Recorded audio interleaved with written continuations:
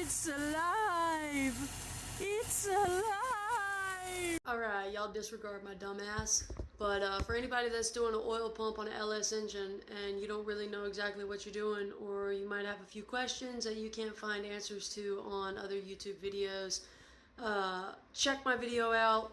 Bear with me, bear with my dumb ass. I do have some good information in there for you though. So look, I just wanted to talk about the oil pumps on LS engines. I'm doing it on a 6005 Yukon Denali, all-wheel drive. This applies to the 5.3s, the 4.8s, all that good stuff. Most of the videos you see online are of people who are doing the oil pump on a block that is not in a vehicle currently. So of course their process and everything they're doing is way easier, and it really doesn't apply to the average DIY person doing it in their driveway that doesn't really know what they're doing or hasn't done it before. So anyways, in this video I'm going to show you a few of my little, I guess you could say, tricks, but out of pure laziness. Some of my shortcuts that I did in order to not have to take off and remove so much shit for doing the drain plug at the end to prime the oil pump. To me, that was the hardest thing to do. It was the hardest part to get to. Doing the oil pump itself is not bad. I've got electric cooling fans, so I don't have to take a fan clutch or any of that shit off either, which is nice for me. I can say doing the oil pump, one thing that was kind of difficult was the bolt on the pickup tube that goes into the back of the oil pump. You know, it's down below, kind of difficult to get to around the backside.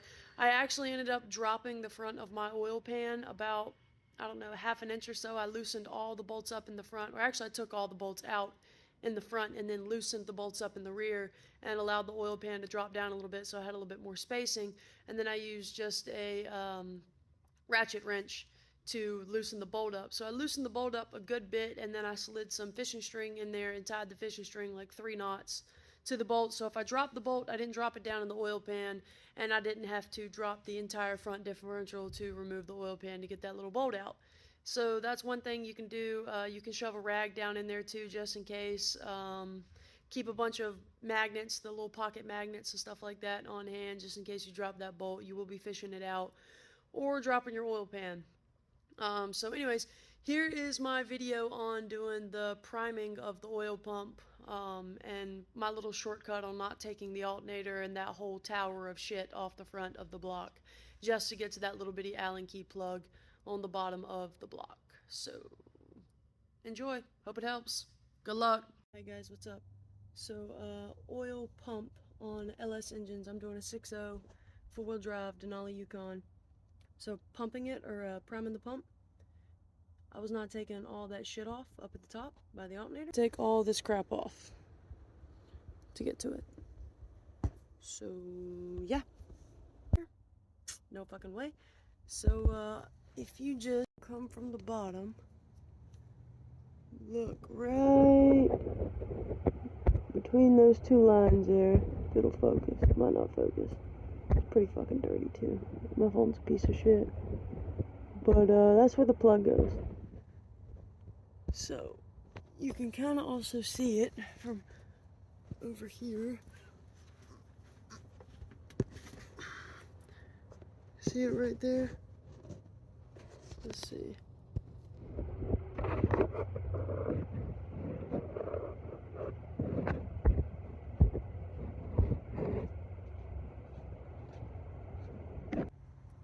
Another easy access way to get to it. Disregard her. Oh man. So I'm gonna use this handy little pump and try to shove this motherfucker in there. Pump that shit. Alright, top tools used. I broke it loose with the hand Allen key, but it was actually that long. So after I broke it loose, I used that, and then we also used the socket that we cut so we could have room back there, and a flex head ratchet.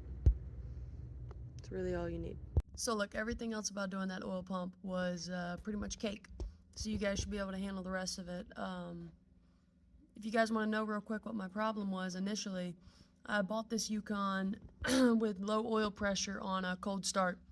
It had like 0 on the gauge, but I hooked up the mechanical gauge and it would have 5 and maybe 10, and it just wasn't hitting on much until it was fully warmed up, which is still dangerous to warm the engine up with low oil pressure from the start. So you guys really need to be careful with this, messing around with all this stuff. Don't fuck your shit up. But let me go ahead and tell you why this engine had low oil pressure, other than the fact that, the oil pump went bad. The oil pump went bad because nobody regularly changed the oil in this engine. It has a lot of sludge and just shit, nasty shit inside of it. I cleaned the pan and it was gross. I mean, I put a magnetic drain bolt and shit back in there. No shavings, no real issues found, just it was sludged. I mean, somebody didn't change the oil that much and they did a lot of short trip driving. This Yukon only has 123,000 miles on it for an 05 GMC Yukon Denali 6.0. Which is low miles nowadays. Here we are in 2024, so pretty low miles. And I can say when I dug into it, that is the second oil pump. The one that I took out of it was not the original oil pump.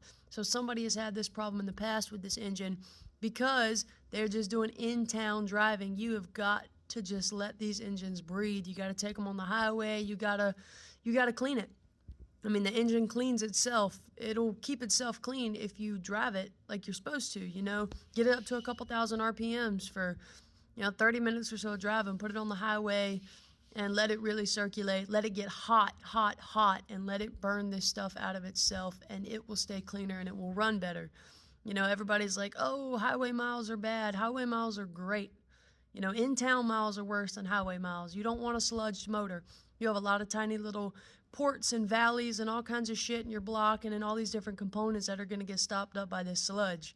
So liquid, I can't fucking pronounce it. Liquid moly is what I call it, but it's a pretty good engine flusher. You put in your oil, you're supposed to let it run at idle only for like 10 or 15 minutes, 30 minutes or so if you got real sludged engines.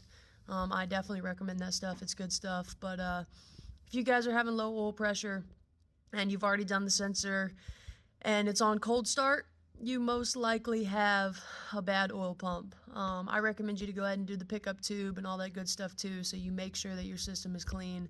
But hey, to each their own. So I hope this video helped you guys out just a little bit. If not, sorry I wasted your time. Good luck on your project.